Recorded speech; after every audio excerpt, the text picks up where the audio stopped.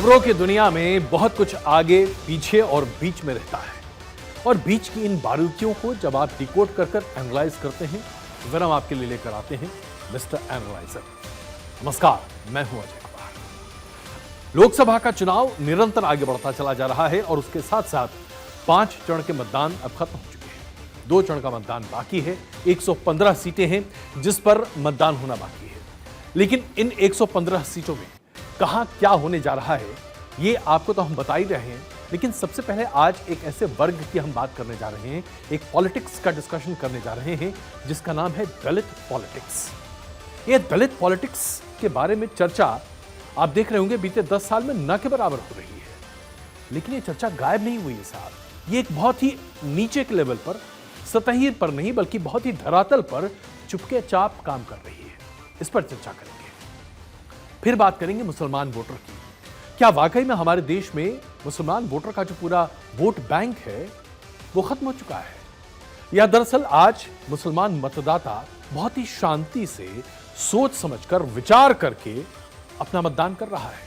क्योंकि आप देख रहे होंगे तमाम मौलाना मौलवी ये सब कहीं कोई कुछ नहीं कह रहे, सब चुप है। फिर बात करेंगे हरियाणा के रण की। सबसे मुश्किल राज्य है हरियाणा भारतीय जनता पार्टी के लिए। 10 लोकसभा की सीटों में से 10 2019 में जीती थी। अब चुनौती यह है कि 10 को बचाया कैसे जाए। और फिर अंत में इस बात की चर्चा करेंगे कि साहब फ्री बीज जो आज हमारी सरकारें हमारे जनता को दे रही है, खास करके उस तबके को जिसके पास बहुत सारी चीजें उपलब्ध नहीं है, क्या ये फ्री बीज सिर्फ राजनीतिक हथियार है या दरअसल ये वो हथियार है जिससे पूरी अर्थव्यवस्था को हम घायल कर रहे हैं? इस पर करेंगे विस्तृत चर्चा। लेकिन सबसे पहले बात करते हैं दलितों की।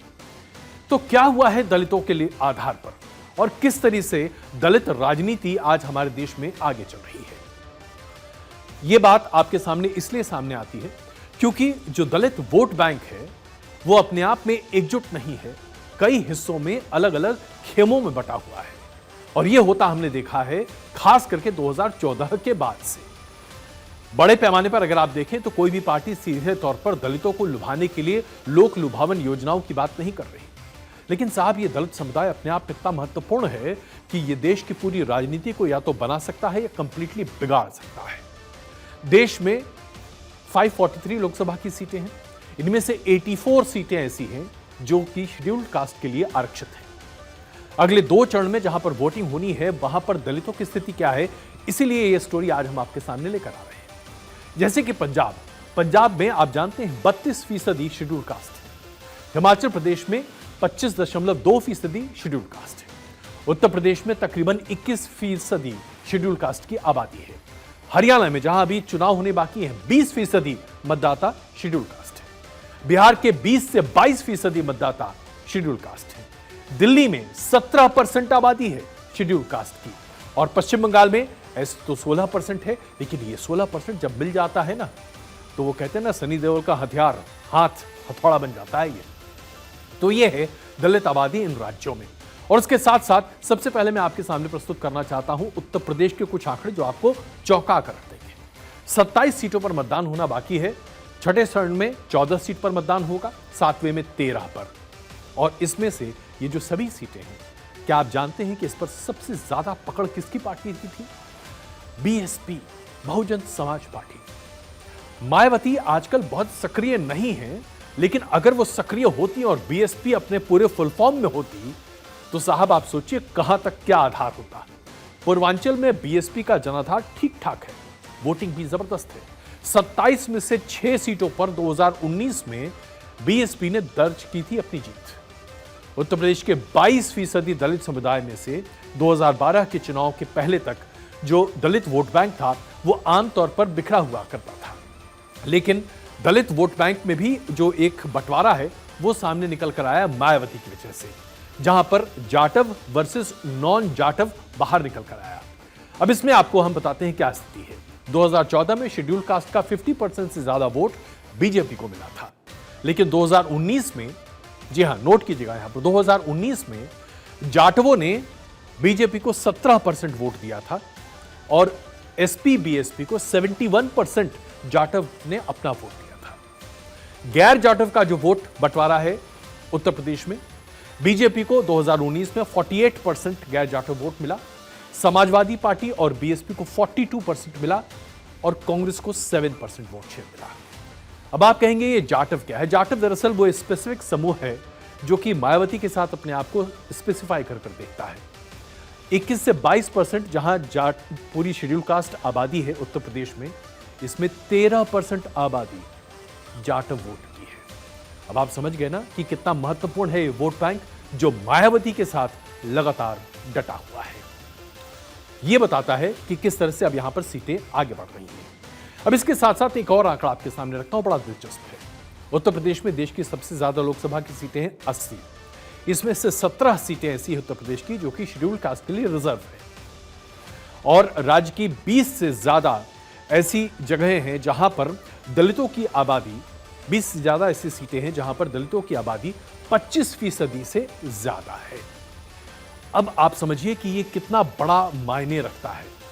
अब अगर मैं जो पूरी दलित आबादी है उसके विभाजन की बात कर दूं जातीय आधार पर, तो जाटव तकरीबन 12 से 13%, पासी 3 से 4% के बीच में, वाल्मीकि 4% के आसपास, गोंड, धुनक और खटिक करीबन 1.5% के आसपास, और अन्य जातियां जो कि दलित के ही अंदर आती हैं वो तकरीबन 1.5% के आसपास है। छठे चरण के दौर में जो मतदान होने जा रहा है उसमें उत्तर प्रदेश में जाटव, इसके साथ साथ नॉन जाटव दलित वोट और पूरा दलित वोट बैंक अपने आप में बहुत ही मायने रखेगा।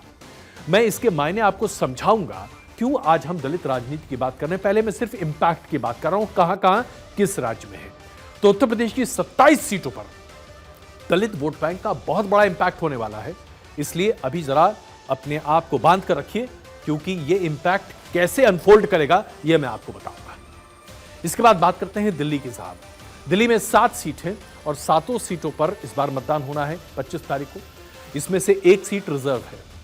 क्या आप जानते हैं कि दिल्ली में 17% एससी वोटर्स की आबादी है। ये वोटर्स आमतौर पर अभी तक बीएसपी के कोर वोटर रहे हैं, लेकिन 2019 के लोकसभा के चुनाव में दलित मतदाताओं ने बीएसपी से अपने मोहभंग की वजह से बीएसपी को तकरीबन सिर्फ 2 से 3% का वोट शेयर दिया। बाकी ये पूरा का पूरा दलित वोट बैंक उठकर सीधे भारतीय जनता पार्टी के पास चला गया। यही वजह है कि अगर आप 2014 की बात करें, 2019 की बात करें, तो भारतीय जनता पार्टी का वोट शेयर दिल्ली में 55% से ऊपर रहा है। और यह तभी संभव हो पाया है जब दलित वोट बैंक पूरे तरीके से भारतीय जनता पार्टी के पाले में जा बैठा। अब इसको मैं आपको समझाता हूं। अगर आज दिल्ली में 17% शेड्यूल कास्ट वोट जो कि बड़े पैमाने पर एक नाराजगी झेल रहा है, ठीक वैसे ही जैसे कि उत्तर प्रदेश में, तो सोच सकते हैं आप इसका इंपैक्ट भारतीय जनता पार्टी पर कितना पड़ सकता है। भारतीय जनता पार्टी को अपनी तमाम सीटों को बचाने के लिए बहुत मेहनत करनी पड़ेगी। साथ ये वोट बैंक क्यों नाराज है या इसकी क्या जरूरतें हैं, यह मैं अब आपके सामने रखा हूं क्योंकि यहीं से हम महाराष्ट्र की राजनीति पर भी जाएंगे। यह वोट बैंक नाराज इसलिए है क्योंकि इस वोट बैंक में सबसे बड़ी दिक्कत यह है कि हाल के दिनों में जो संविधान को लेकर और 400 पार के नारे को जो विपक्ष ने बड़े पैमाने पर भारतीय जनता पार्टी पर एक हथौड़े की तरह इस्तेमाल किया, उसकी वजह से इस पूरे वोट बैंक पे एक संशय है। क्या भारतीय जनता पार्टी को अगर बहुत ज्यादा सीटें आ जाएंगी तो शेड्यूल कास्ट रिजर्वेशन पर असर पड़ेगा?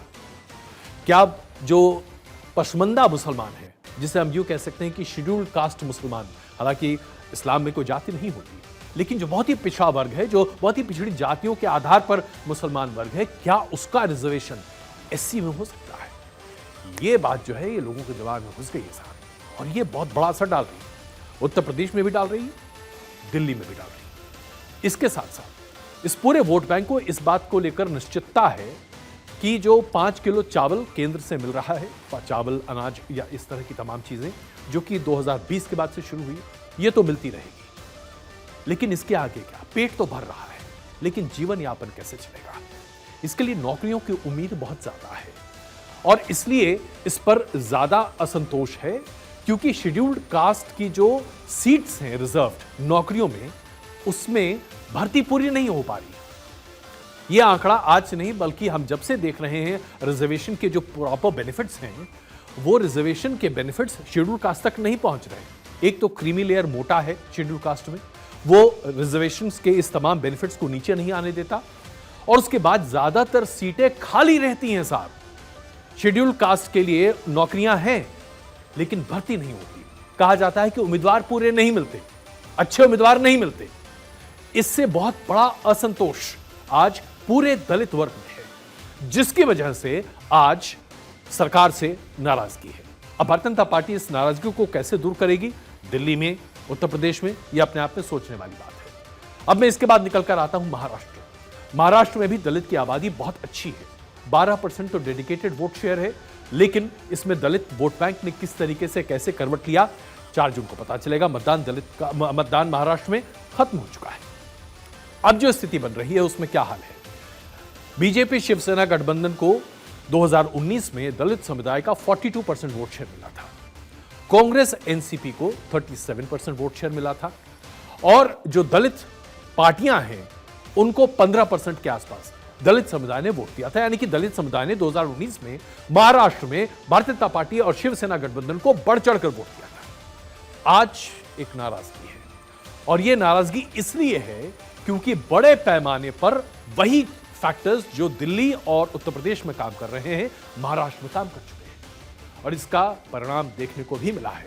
कई ऐसे इलाके हैं जहां पर दलितों ने मुखर तरीके से अपनी नाराजगी व्यक्त की है। अब कुछ और आंकड़ा आपके सामने। दलित समुदाय के पास 84 सीटें हैं लोकसभा की जो रिजर्व्ड है, इसमें दलित उम्मीदवार ही हो सकता है। भारतीय जनता पार्टी को 2019 में इसमें अप्रत्याशित सफलता मिली थी। 84 सीट्स में से जो एससी कास्ट के लिए रिजर्व है 46 भारतीय जनता पार्टी और ने जीती थी। उनके सहयोगी दलों ने 8 सीटें और जीती थी। कांग्रेस को सिर्फ 5 सीटों पर, शेड्यूल कास्ट सीटों पर सफलता मिली थी और कांग्रेस के सहयोगी दलों को 11 सीटों पर, 6 सीटों पर, यानी कि टोटल 11 सीटें। 84 में से 11 पर कांग्रेस और सहयोगी दलों को सफलता मिली थी। बीएसपी 2 सीट पर जीती थी। तो कुल मिलाकर अगर आप इस पूरे खेल को देखें तो आप समझ जाते हैं कि आज भारतीय जनता पार्टी के लिए बहुत महत्वपूर्ण है कि दलित वोट बैंक पर वो अपने कब्जे को बहाल रखे। अब यहां पर जो सेंध भारतीय जनता पार्टी ने दलित वोट बैंक पर लगाई, जिस पर एक जमाने में कांग्रेस का आधिपत्य हुआ करता था, जिसको धीरे धीरे हमने छिटकते हुए देखा। अब इसकी एक छोटी सी कहानी आपके सामने प्रस्तुत करता हूं और बड़ी रोचक है साहब। 1992 में या उसके आसपास जैसे ही ओबीसी राजनीति का उदय आप भारत के परिप्रेक्ष्य में देखते हैं, दक्षिण भारत की बात नहीं कर रहा मैं, उत्तर भारत की बात कर रहा हूं, उसके साथ ही दलित राजनीति का भी एक नया उबार देखने को मिला। कांचीराम ने एक नई अनुभूति दलितों के बीच में डाली कि दलितों की एक पार्टी हो सकती है जो कि जैन प्रकरण किसी भी तरीके से जोड़ तोड़ करती हुई सत्ता पर काबिज हो सकती है और दलितों की सरकार बन सकती है। इसी के आधार पर 2012 में आपने मायावती को मुख्यमंत्री 5 साल के लिए बनते हुए देखा उत्तर प्रदेश में। अब इस आधार पर जैसे ही आप आगे आते हैं तो क्या हुआ, कांग्रेस से जो नाराजगी थी दलितों की वो छिटकते हुए क्षेत्रीय दलों तक चली गई और क्षेत्रीय दलों को काफी उसका फायदा मिला। लेकिन कांग्रेस को जो छिटकाव देखने को मिला था और जो क्षेत्रीय दलों को जो समर्थन मिल रहा था दलितों का, इस समर्थन को भारतीय जनता पार्टी ने 2014 में तोड़ दिया और इसके बाद से भारतीय जनता पार्टी के पास दलितों का एक बहुत बड़ा वर्ग चला आया। आज 2024 में भारतीय जनता पार्टी के पास एक बड़ी चुनौती है, चाहे आप उत्तर प्रदेश की बात करें, चाहे आप हरियाणा की बात करें, पंजाब की बात करें, आप दिल्ली की बात करें। इन सभी राज्यों में ओबीसी के साथ साथ अगर दलित समुदाय को भारतीय जनता पार्टी साधेगी तो फिर उसका कहीं ज्यादा अच्छा परिणाम भारतीय जनता पार्टी को मिलेगा। इसलिए दलित राजनीति समझना बहुत महत्वपूर्ण थी साहब। मैंने भी बताया आपको कि हरियाणा में 10 लोकसभा की सीटों पर 25 मई को मतदान होने वाले हैं। बहुत ही कड़ा मुकाबला है साहब। किसी को समझ नहीं आ रहा कि हरियाणा में क्या होने जा रहा है। ये भी एक स्विंग स्टेट है, ठीक वैसे ही जैसे अभी तक हम महाराष्ट्र, बिहार, झारखंड इस तरह के राज्यों को स्विंग स्टेट करार देते आए। 2019 में भारतीय जनता पार्टी ने 10 की 10 लोकसभा सीटें जीती थी, लेकिन अब वहां पर हरियाणा में बीते 5 सालों में बीजेपी को लेकर स्थानीय लेवल पर एंटी इनकम्बेंसी बड़े पैमाने पर दिखाई दे रही है और यही वजह रही कि भारतीय जनता पार्टी ने तय पाया कि वो अपने 8 साल से भी ज्यादा वक्त तक मुख्यमंत्री रहे मनोहर लाल खट्टर को उन्होंने रिप्लेस करना मुनासिब समझा और इसके साथ साथ सैनी साहब को जैसे ही मुख्यमंत्री के ओहदे पर डाला गया, भारतीय जनता पार्टी के लिए एक और मुसीबत यह खड़ी हुई जो पूरा जाट समुदाय था, जिससे उम्मीद थी कि भारतीय जनता पार्टी जाट समुदाय को भी महत्व देगा, वो बड़े पैमाने पर नाराज हुआ। जेजेपी ने अपने जाट वोट बैंक को बहाल रखने के लिए भारतीय जनता पार्टी से अपना किनारा कर लिया और इस वजह से हरियाणा की राजनीति एक अलग दिशा में चलने लगी। अब हरियाणा में भारतीय जनता पार्टी के लिए क्या क्या चुनौतियां हैं? सबसे पहले एंटी इनकम्बेंसी है। भारतीय जनता पार्टी भी इसे अच्छे तरीके से समझती है, क्योंकि जो स्थानीय लेवल और उसके साथ साथ जो सांसदों को लेकर एंटी इनकम्बेंसी है, उसको किसी तरीके से पाटने की कोशिश है। मनोहर लाल खट्टर को मुख्यमंत्री पद से हटाया जरूर गया, लेकिन उनको लोकसभा का टिकट दिया गया। कुरुक्षेत्र से वो उम्मीदवार के तौर पर है। कुरुक्षेत्र में उनकी जो उम्मीदवारी है अपने आप में मुश्किल है, क्योंकि यहां पर त्रिकोणीय मुकाबला है। लेकिन ऐसा माना जा रहा है कि मनोहर लाल खट्टर की स्थिति अगर तब बेहतर हो सकती है जब वोटों का बंटवारा पूरी तरीके से हो जाए, क्योंकि अगर लड़ाई सीधे तौर पर बीजेपी वर्सेस कांग्रेस होती तो शायद किसान आंदोलन की आग खट्टर साहब को झुलसा सकती थी। तो इसलिए अभी खट्टर साहब के लिए स्थिति यहां पर जरा ठीक बनी हुई है। दूसरी बड़ी दिक्कत क्या है? जेजेपी के साथ करार नहीं हो पाया भारतीय जनता पार्टी का। अगर यह करार हो पाता तो जो जाट वर्ग है, जो बड़े पैमाने पर वहां पर अपना आधिपत्य रखता है, उससे थोड़ी सहानुभूति मिल जाती और भारतीय जनता पार्टी को जो गैर जाट वोट पर पूरा यकीन है और वो उसे अपना मानती है, इस पर जब जाट वोट का भी समर्थन मिल जाता तो सोने पर सुहागा की बात होती। इसके साथ साथ हाल ही में हमने देखा कि दुष्यंत चौटाला की जेजेपी ने भारतीय जनता पार्टी के खिलाफ फ्लोर टेस्ट की मांग कर दी। राज्यपाल के सामने विधायकों को परेड कराने की भी मांग हुई और जेजेपी की इस पूरी रणनीति के साथ कौन खड़ा था? कांग्रेस। और कांग्रेस में भी भूपेंद्र सिंह हुड्डा जो कि जाट नेता हैं, कांग्रेस के कद्दावर नेता हैं, जेजेपी के साथ मिलकर जाटों को एक साथ कर किसान आंदोलन और तमाम मुद्दों को लेकर भारतीय जनता पार्टी को घेरने की कोशिश कर रहे हैं। और इसी लिहाज से भारतीय जनता पार्टी ने किसी तरीके से यह बात सामने रखी, एक बहुत ही स्ट्रांग फेस सामने रखा कि हम फ्लोर टेस्ट से डरते नहीं। लेकिन कांग्रेस ने और जेजेपी ने फ्लोर टेस्ट नहीं करवाया, क्योंकि शायद परिस्थितियां बदल सकती थी, इसकी आवश्यकता नहीं थी। कुल मिलाकर अभी जो स्थिति बन रही है, त्रिकोणीय मुकाबला कई जगहों पर है। जेजेपी ने 3 जगहों पर अपने उम्मीदवार खड़े करने की बात कही है। कुल मिलाकर स्थिति यह बनती हुई दिखाई दे रही है कि भारतीय जनता पार्टी को आज कई चुनौतियों का सामना करना पड़ रहा है और उसमें एक बड़ी चुनौती है भारतीय जनता पार्टी का अंतर्विरोध। क्योंकि जिस तरीके से भारतीय जनता पार्टी ने वहां पर लोगों को संभालने की कोशिश की, कैंडिडेट्स रिप्लेस किए लोकसभा के उम्मीदवार के तौर पर, ऐसे में अनिल विज जैसे भारतीय जनता पार्टी के पुराने नेता जो कि हरियाणा में अपनी एक अलग पकड़ रखते हैं, उनको उम्मीद थी कि मुख्यमंत्री का इस बार बनने का मौका उनको मिलेगा, नहीं मौका मिला।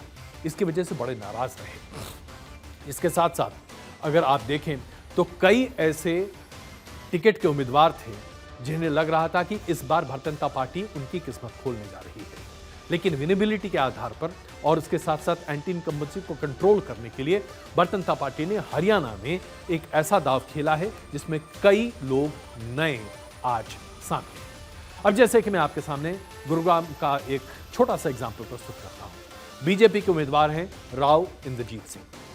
ये पूरा कैंपेन खुद चला रहे हैं साहब। बीजेपी के गुरुग्राम के 3 विधायक ऐसे हैं जो कि इंद्रजीत सिंह के साथ दिखाई ही नहीं दे रहे हैं। बीजेपी के विधायक हैं लेकिन अपने उम्मीदवार के साथ नहीं दिखाई दे रहे। इसके साथ साथ कांग्रेस ने यहां पर राज बब्बर को उम्मीदवार के तौर पर उतारा है। राज बब्बर पर बाहरी का ठीकड़ा फोड़ा जा रहा है, लेकिन कुल मिलाकर यहां पर स्थिति इसलिए बहुत मुश्किल हो रही है क्योंकि राज बब्बर को वहां पर स्थानीय समर्थन भी मिल रहा है। गुरुग्राम का जो क्षेत्र है उसमें रेवाड़ी, गुड़गांव और नूंह जिले आते हैं। अब यहीं पर खेल है साहब। नूंह जिला जो है वो आमतौर पर अगर आप देखें तो यहां पर मुस्लिम आबादी 60% से ज्यादा है। राज बब्बर को यहां से कांग्रेस ने उम्मीदवार के तौर पर उतारा इसी वजह से।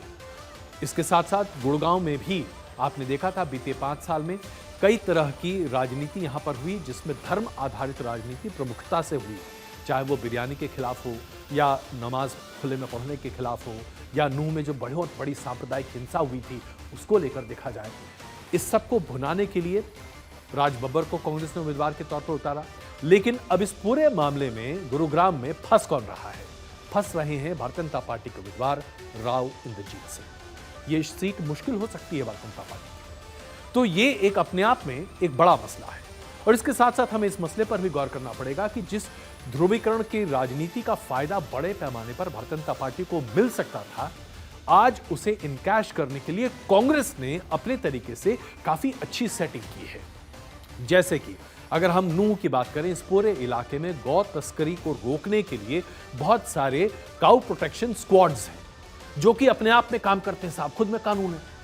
और ये लोग जिस तरीके से काम करते हैं वहां पर ध्रुवीकरण बड़े पैमाने पर सामने है। अब इसका फायदा बहुत ही मुखर तरीके से कांग्रेस उठाने की कोशिश कर रही है और यहां पर भारतीय जनता पार्टी को नुकसान हो सकता है। इसके साथ साथ भारतीय जनता पार्टी के लिए और भी कई मुद्दे हैं, लेकिन अब मैं आ जाता हूं कांग्रेस के ऊपर। तो आपको लग रहा होगा अभी तक जो मैंने बताया कि भारतीय जनता पार्टी के लिए तो रास्ता बहुत मुश्किल है, कांग्रेस के लिए तो सब कुछ आसान है। 10 सीटें भारतीय जनता पार्टी पिछले बार जीत चुकी थी, इस बार तो हारेगी। नहीं साहब, यहीं पे तो गड़बड़ है। कांग्रेस कभी भी अपने पैर पर कुल्हाड़ी मारने से पीछे नहीं हटती। और विश्वास कीजिए, हरियाणा में भी कांग्रेस ने अपने पैर पर कुल्हाड़ी नहीं मारी है, कुल्हाड़ी पर जाके पैर रखा और रगड़ रगड़ के अपने पैर काट रहे हैं। कैसे, ये समझिए। क्या हुआ कि हुएन सिंह हुड्डा सबसे बड़े नेता के तौर पर उभरने की कोशिश कर रहे हैं।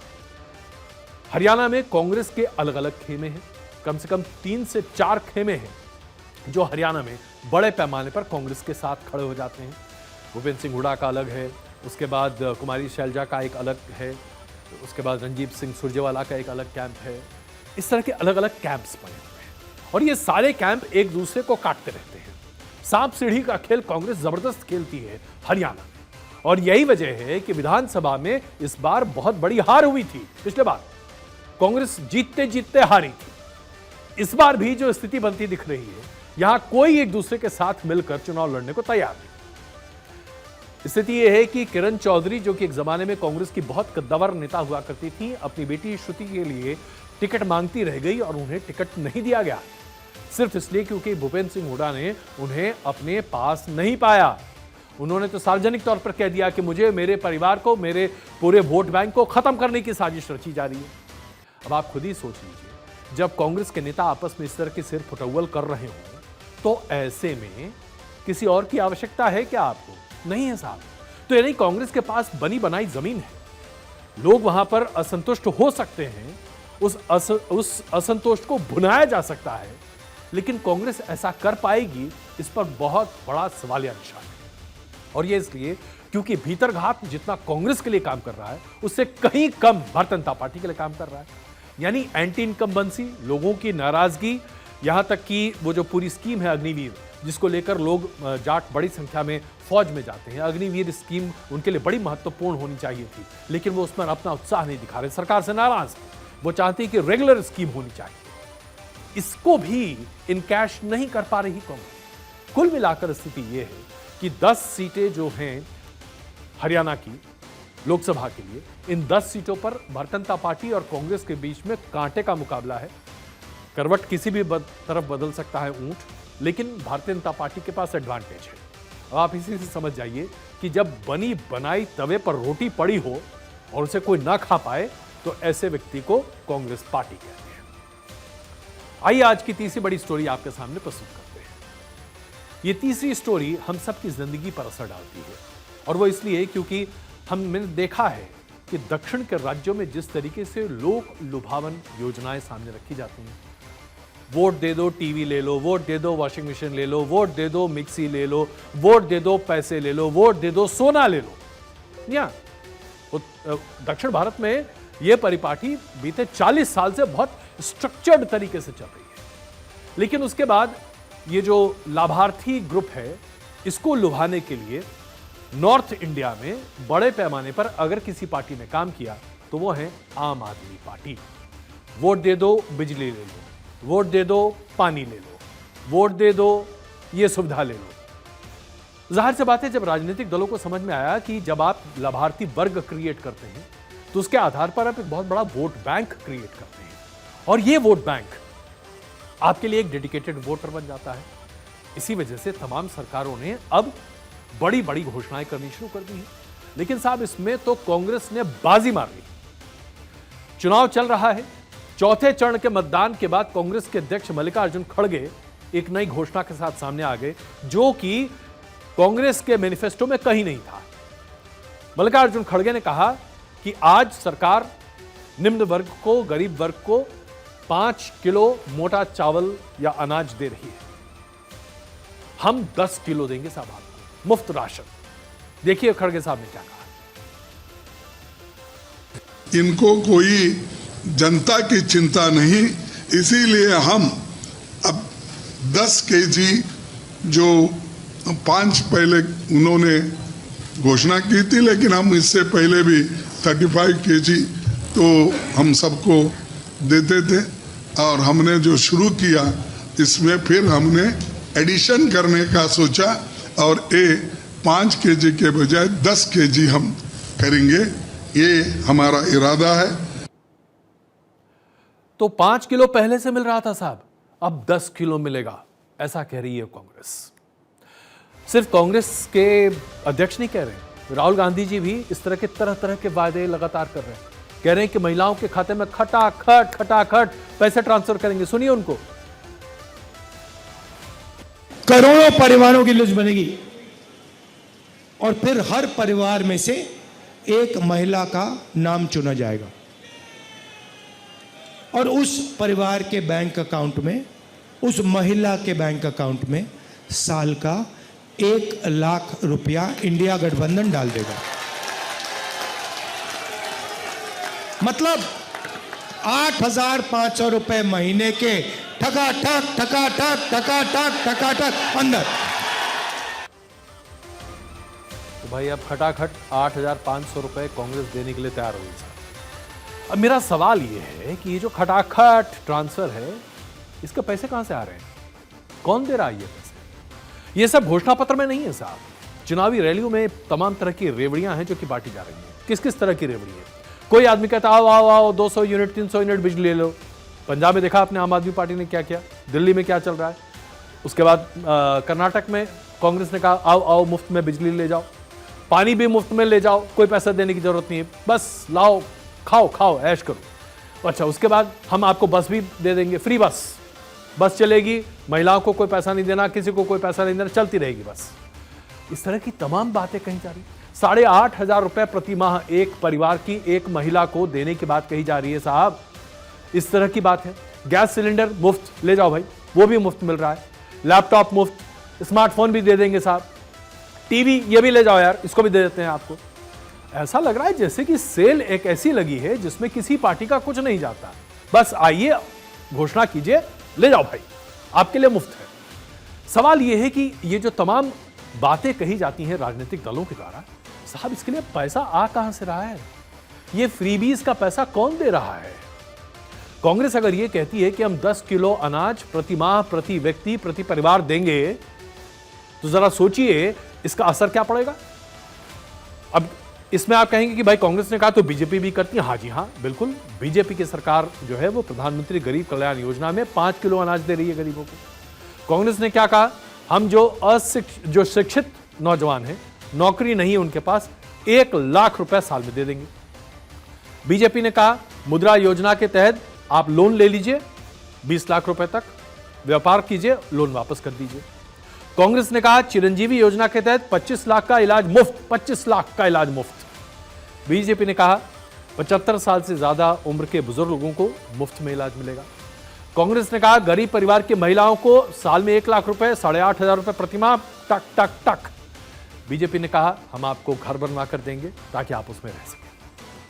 कांग्रेस ने कहा 30 लाख सरकारी नौकरियां लोगों को हम दे देंगे क्योंकि खाली पड़ी है नौकरी। बीजेपी कहती है कि हम सूर्य घर योजना के तहत आपको 300 यूनिट बिजली फ्री मिलेगी, उसके लिए पूरा आपको हम लोन देंगे, आप लगाइए और उसके साथ आप उसको बेचकर पैसा भी कमा सकते हैं। यानी कि हर कोई अपने अपने लेवल पर कुछ ना कुछ रेवड़ी बांट रहा है। यह बात अलग है कि विपक्ष जो रेवड़ियों की घोषणा कर रहा है वो तो ऐसी है जिसके बारे में कोई आदमी कुछ सोच ही नहीं सकता भाई, इतनी बियॉन्ड है। अब जरा इसका कॉस्ट इंप्लीकेशन मैं आपके सामने रख रहा हूं। कांग्रेस पार्टी ने जो एक वायदा किया है कि हम आपको 10 किलो अनाज देंगे, इससे पूरे देश पर 13 लाख करोड़ का अतिरिक्त बोझ आएगा। 13 लाख करोड़। अब आप समझिए कि कैसे इसका असर पड़ेगा। अगर आप 10 करोड़ गरीब महिलाओं को सालाना 1 लाख रुपए देते हैं तो यानी कि आप 10 लाख करोड़ रुपया और खर्च करेंगे। तो 13 लाख प्लस 10 लाख और 23 लाख करोड़ हो गए भाई साहब। अब और आगे चलिए, कौशल विकास के नाम पर युवाओं को आप मुफ्त में राशि दे रहे हैं, कम से कम 50,000 करोड़ के आसपास इस पर भी खर्च होगा, तो यानी कि 24 लाख करोड़। कुल मिलाकर जो घोषणाएं की गई हैं कांग्रेस के द्वारा और उसके साथ साथ तमाम इंडी अलायंस के द्वारा, पूरे देश पर इन घोषणाओं को पूरा करने के लिए तकरीबन 25 लाख करोड़ अलग से चाहिए। ऑलरेडी भारत सरकार तकरीबन 8.5 लाख करोड़ रुपए तमाम कल्याणकारी योजनाओं में खर्च कर रही है। ठीक है साहब, बजट का 75% हिस्सा जो कि निर्धारित कामों पर खर्च होता है, उसके अलावा जो एडिशनल एक्सपेंडिचर है उस पर तकरीबन 8.5 लाख करोड़ मौजूदा सरकार लोगों को मुफ्त में राशन देने, सुविधाओं के लिए, हेल्थ इंश्योरेंस के लिए, महिला विकास के लिए, बालिका पढ़ाने के लिए, उनकी शिक्षा के लिए, बालिका विकास के लिए, तमाम योजनाओं के लिए खर्च कर रही है। अब इस पर 25 लाख करोड़ और जोड़ दीजिए, यानी कि 32.5 लाख करोड़। हमारे देश का बजट, पिछला बजट कितने का था? 40 लाख करोड़। 40 लाख करोड़ में 32.5 लाख करोड़ अगर लाभार्थी योजनाओं में खर्च होगा साहब, तो हम और आप क्या करेंगे? मुंजा खाएंगे क्या? यही सवाल है मेरा आपका सामने। आप जरा सोचिए कि किस तरह की अर्थव्यवस्था आज तैयार करने की कोशिश की जा रही है। पूरे देश में इनकम टैक्स भरने वाले कितने लोग हैं साहब? 6.5 करोड़, यानी 6.5 करोड़ लोग इनकम टैक्स जमा करते हैं, जिसमें से 10 लाख रुपए या उससे ऊपर की आमदनी दिखाने वाले कितने लोग हैं? सिर्फ 1.25 करोड़ लोग। 1.25 करोड़ लोग हैं पूरे देश में जिनकी आमदनी 10 लाख या उससे ज्यादा की है साहब। और इस देश में करोड़पतियों की संख्या कितनी है? 18 लाख। कितना टैक्स देते हैं ये सब लोग मिलाकर? 16 लाख करोड़ के आसपास पर्सनल इनकम टैक्स है और उसके बाद बाकी कॉर्पोरेट टैक्सेस हैं 25% के आसपास। 40 लाख करोड़ का पूरा बजट है हमारे देश का। उसमें से अगर हम 32 लाख करोड़ लोगों को फ्री में बांट देंगे तो बाकी देश चलेगा कैसे? क्या इसके बारे में कोई सोच रहा है, या बस सब कुछ मुफ्त दे दो दे दो दे दो? यानी कि हम किस रास्ते पर जा रहे हैं? हम दक्षिण अमेरिका के तमाम राज्यों की तरफ जा रहे हैं जिनको हम बनाना रिपब्लिक्स कहते हैं, जहां पर आप झोला भर के पैसा लेकर जाइए और रोटी का एक डब्बा लेकर आइए। यहां हम पहुंचने की तैयारी कर रहे हैं अगर इस तरह की लाभार्थी योजनाओं को हम बड़े पैमाने पर सामने रखते हैं। इसलिए मेरा सवाल कांग्रेस के और सत्ताधारी जो तमाम लोग हैं उनसे भी है कि क्या लाभार्थियों के इस वर्ग को फायदा पहुंचाने के लिए देश की अर्थव्यवस्था को चौपट कर दिया जाए, या दरअसल इसको रैशनलाइज करने की आवश्यकता है और इस तरह की बड़ी बड़ी घोषणाओं से तमाम राजनीतिक दलों को बचने की आवश्यकता है? क्योंकि यह पैसा हम सबका है, यह पैसा देश का है, इसे बांटने का अधिकार किसी भी राजनीतिक दल को नहीं है, खास करके उन दलों को जो सत्ता में आने के लिए इस तरह की घोषणाएं करते हैं जिससे देश की अर्थव्यवस्था पूरे तरीके से चौपट हो सके। हमारे देश में अल्पसंख्यक आबादी में सबसे बड़ी आबादी मुसलमानों की है और 2024 के या उसके पहले के चुनाव में आप देख लीजिए तो मुसलमानों के नाम पर जितनी राजनीति हमारे देश में होती है वो अपने आप में बड़ी अप्रत्याशित है साहब। चाहे आप बीजेपी की बात कर लें, कांग्रेस की बात कर लें, समाजवादी पार्टी की बात कर लें, हर कोई किसी न किसी एंगल से मुसलमानों के नाम पर या तो वोट मांगते दिखाई देता है या मुसलमानों के नाम पर डराकर वोट मांगते हुए दिखाई देता है। एक अलग ही मिजाज है हमारे देश का, लेकिन यह भी मस्त है, पॉलिटिक्स के साथ चलता है। 20 करोड़ के आसपास मुसलमानों की आबादी हमारे देश में है, लेकिन आज कुछ ऐसे आंकड़े आपके सामने हम रखेंगे जो आपको बताएंगे कि 20 करोड़ की ये आबादी हमारे देश में कितनी अंडर रिप्रेजेंटेड है। अंडर रिप्रेजेंटेड साहब, जरा आप सोचिए, अभी आपके सामने ये ग्राफिक रख रहे हैं। कांग्रेस पार्टी ने 328 उम्मीदवार खड़े किए हैं, इनमें से सिर्फ 19 मुसलमान हैं।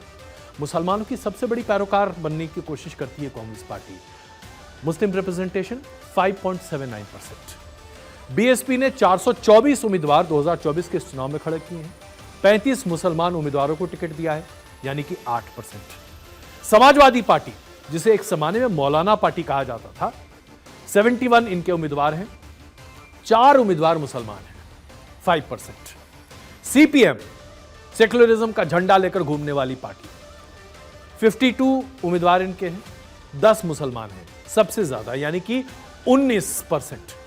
आरजेडी, एक और पार्टी जो अपने आप को मुसलमान पार्टी के रिप्रेजेंटेशन के तौर पर बड़े पैमाने पर दिखती है, कहती है कि भाई खैर ख्वाह है। 24 उम्मीदवार, 24, उसमें से सिर्फ 2 मुसलमान हैं। डीएमके ने 22 उम्मीदवार खड़े किए, एक भी मुसलमान नहीं है। भारतीय जनता पार्टी ने 440 उम्मीदवार खड़े किए, एक मुसलमान उम्मीदवार है, जो कि 0.22% है, 1% है। तो यह है मुस्लिम उम्मीदवारों के प्रतिनिधित्व का लिस्ट जो आपके सामने हमने रखा। कोई भी पार्टी, चाहे आप कांग्रेस की बात करें, तमाम विपक्षी दलों की बात करें, या फिर भारतीय जनता पार्टी की बात करें, मुसलमानों को टिकट देने के नाम पर हर कोई कन्नी काट लेता है, लेकिन उनको अपने पास रखने के लिए हर कोई एक से बढ़कर एक स्टेटमेंट देता है, खास करके मौजूदा विपक्ष। देखिए जरा। रिजर्वेशन किससे छीनेंगे? आदिवासियों से, दलितों से, पिछड़े वर्ग से, इन लोगों से रिजर्वेशन छीना जाएगा। और मैं आपको स्टेज से कहना चाहता हूं, रिजर्वेशन को छीनने की बात छोड़िए, हम रिजर्वेशन को 50% से आगे बढ़ाने वाले हैं। तो देखा आपने, कांग्रेस पार्टी रिजर्वेशन को आगे बढ़ाना चाहती है, मुसलमानों को उनका प्रतिनिधित्व देना चाहती है, उनके अधिकारों की बात करती है, लेकिन जब उम्मीदवार उतारने की बारी आती है तो साहब 5% के आसपास टिक जाते हैं। यह है कांग्रेस की असलियत। हमने देखा है कि इस पूरे दौर में बीते 5 जो टर्न हुए हैं मतदान के, इसमें हिंदू मुसलमान पर कितनी तरह की बातें हुई हैं। प्रधानमंत्री नरेंद्र मोदी को तो सामने आकर यह भी कहना पड़ा कि भाई हम तो हिंदू मुसलमान की राजनीति नहीं करते, मैं इसकी शुरुआत नहीं करता। देखिए उन्होंने क्या कहा। कांग्रेस मुसलमानों को आरक्षण देगी, और वो भी SC, ST, OBC का आरक्षण छीन करके लूट लेंगे आपका अधिकार। 24 के इस चुनाव में मोदी ने कांग्रेस की इस मुस्लिम लीगी सोच का नकाब उतार दिया है। तो वास्तविकता आपके सामने है कि मुसलमान मतदाताओं को मुस्लिम अगर उम्मीदवारों की चाहत हो तो ये चाहत उनकी अधूरी रह जाती है। हालांकि उनके नाम पर राजनीति जबरदस्त होती है। अब जरा आपको तफसील से कुछ और आंकड़े दिखाते हैं। जरा क्या आप जानते हैं कि हमारे देश में 543 लोकसभा सीट्स में से 85 लोकसभा सीट ऐसी है जहां पर मुस्लिम मतदाता न सिर्फ प्रभाव रखते हैं बल्कि पूरा दम रखते हैं। इन 85 सीटों पर मुस्लिम मतदाताओं की संख्या या उनकी आबादी 20% से लेकर 80% तक है। देश के 12 राज्य और 2 केंद्र शासित प्रदेश में मुसलमान बहुल लोकसभा की सीटें अपने आप में स्पष्ट है। उत्तर प्रदेश में सबसे ज्यादा मुस्लिम बहुल सीट्स हैं, 23 लोकसभा की सीटें हैं जहां पर मुस्लिम वोट तय करेगा कि कौन जीतता है और कौन हारता है। बंगाल में 22 ऐसी सीटें हैं, केरल में 8 लोकसभा की ऐसी सीटें हैं, असम में 7 ऐसी सीटें हैं, जम्मू कश्मीर में 5 सीटें ऐसी हैं और बिहार की 8 सीट ऐसी है जहां पर मुस्लिम आबादी 20% नहीं 30% या उससे ऊपर है। अब आप सोच रहे होंगे कि जब 85 सीट्स ऐसी हैं जहां पर मुसलमान मतदाता तय करता है कि कौन उम्मीदवार जीतेगा, तो फिर उनके बारे में चर्चा क्यों नहीं होती, उनका उम्मीदवार क्यों नहीं खड़ा होता। एक वक्त था साहब जब चुनाव प्रचार से लेकर मतदान से लेकर उम्मीदवार के तौर पर भी बड़े पैमाने पर मुसलमानों का प्रतिनिधित्व दिखाई देता था, लेकिन धीरे धीरे सभी राजनीतिक दलों ने मुसलमानों के अपनी पार्टी में जगह देने की जो कोशिश है उसे कम कर। सबसे बड़ा बदलाव 2014 के बाद आया। 2014 के पहले तक मुसलमानों की एक अलग प्रवृत्ति सामने दिखाई देती थी। अब इसके लिए मैं थोड़ा सा आपको हिस्ट्री में पीछे ले चलूंगा। 1992 में बाबरी मस्जिद के विध्वंस के बाद यह बात स्पष्टता से सामने आई कि मुसलमानों ने अपने आप को असुरक्षित महसूस किया। यह वह दौर था जब उत्तर भारत में खास करके क्षेत्रीय दल जो कि जातीय आधार पर अपना वर्चस्व बढ़ा रहे थे, जैसे कि उत्तर प्रदेश में यादव वोट बैंक को लेकर मुलायम सिंह यादव, आरजेडी का प्रभुत्व बढ़ रहा था बिहार। इस तरह के तमाम क्षेत्रीय दल थे। बीएसपी अलग खड़ी हो रही थी उत्तर प्रदेश में। शिवसेना के साथ साथ अगर वहां पर आप महाराष्ट्र में देखें तो वहां पर पूरी एक दलित राजनीति के साथ साथ कांग्रेस और एनसीपी अलग आकर खड़ी हो गई, है ना। तो एक अलग सा माहौल बनता हुआ दिखाई दे रहा था और मुसलमान ने बहुत ही टैक्टिक तरीके से कांग्रेस से अपने आप को अलग किया और क्षेत्रीय और स्थानीय दलों को अपना मतदान करना शुरू किया बड़े पैमाने पर। आप ये देखेंगे कि सिस्टमैटिकली पूरे 2000 के बाद से जो मुस्लिम वोट बैंक है वो क्षेत्रीय दलों के पास बड़े पैमाने पर गया। चाहे आप उड़ीसा में बीजेडी की बात करें, आप तृणमूल कांग्रेस की बात करें या लेफ्ट फ्रंट की बात करें, पश्चिम बंगाल में आरजेडी के पास बात करें, आप बिहार में आप समाजवादी पार्टी या बीएसपी की बात करें, उत्तर प्रदेश में जहां जहां पर आप डीएमके की बात करें, तमिलनाडु में आप तेलंगाना या आंध्र प्रदेश चले जाएं, वहां पर भी टीडीपी या उसके साथ साथ कांग्रेस, ये तमाम दलों के पास मुस्लिम वोट बैंक जाता रहा और ये बहुत ही मुखर वोट बैंक था, सामने आता था, तेजी से अपनी बातों को सामने रखता था। देश में कोई भी मुस्लिम पार्टी अपना बहुत बड़े पैमाने पर वर्चस्व नहीं बना पाई। असदुद्दीन साहब की एमआईएम कोशिश करके हैदराबाद तक तो सीमित है, लेकिन देश के बाकी हिस्सों में उसका बड़ा प्रभाव नहीं है। यानी कि मुसलमानों ने मुस्लिम पार्टी को कभी बड़े पैमाने पर राजनीति में जगह नहीं दी। या तो नेशनल पार्टी या रीजनल पार्टी के साथ मुसलमानों ने अपना वोट दिया और बढ़ चढ़कर वोट देते रहे। 2014 के बाद से मुसलमान वोट बैंक अपने उत्साह में कमी देखने लगा और यहां से शुरू हुआ एक नया अध्याय। 2019 में जब बीजेपी को बढ़ चढ़कर वोट मिला तो एक भय का माहौल मुसलमानों के बीच में तैनात करने की कोशिश की गई कि अब मुसलमानों की कोई पूछ देश में नहीं हो। और यही वजह है कि आज जब आप मुसलमानों के वोट बैंक को देख रहे हैं तो यहां पर मतदाता बड़े पैमाने पर बाहर आ रहे हैं साहब। जी हाँ, ये शॉकिंग है but this is a fact, ये ट्रूथ है।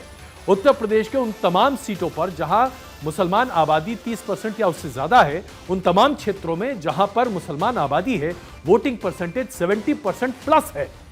70 to 80% मुसलमानों ने मतदान किया है। चाहे आप उत्तर प्रदेश की बात करें, बिहार की बात करें, पश्चिम बंगाल की बात करें, असम की बात करें, महाराष्ट्र की बात करें। लेकिन इस बार एक बहुत बड़ा बदलाव है साहब। इस बार कोई व्हाट्सएप पर निर्देश नहीं जा रहा, कोई भी मौलाना या मौलवी किसी भी तरह का कोई फतवा जारी नहीं कर रहा, कोई भी मौलाना या मौलवी किसी मस्जिद में सभा में किस पार्टी को वोट करना है इसके बारे में नहीं कह रहा।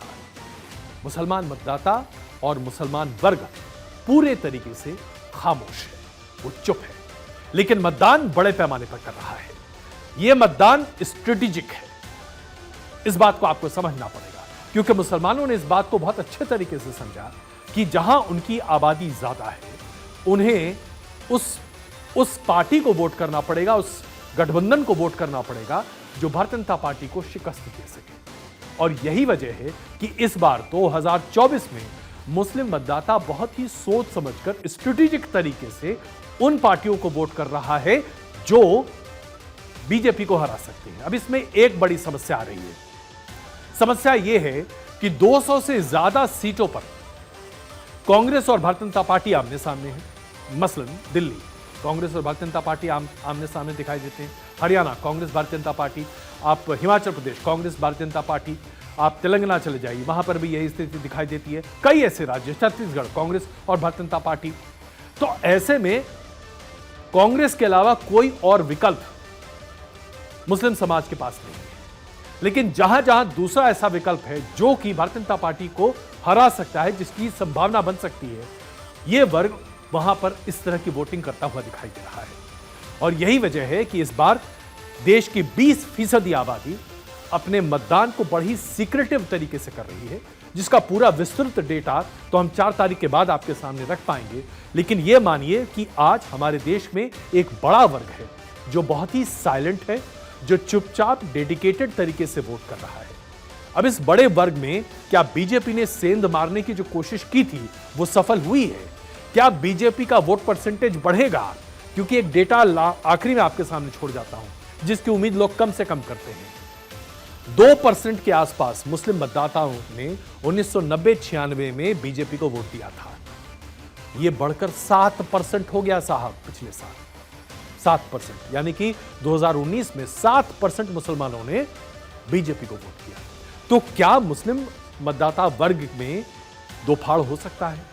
क्या यहां पर भारतीय जनता पार्टी को समर्थन मिल सकता है? इसका विस्तृत आंकड़ा तो 4 के बाद पता चलेगा, लेकिन एक बात तो तय है कि मुस्लिम मतदाता निराश नहीं है, मुस्लिम मतदाता घर में नहीं बैठा हुआ है, मुस्लिम मतदाता ओवर द टॉप चिल्ला नहीं रहा है, साइलेंटली वोट कर रहा है, स्ट्रेटेजिकली वोट कर रहा है।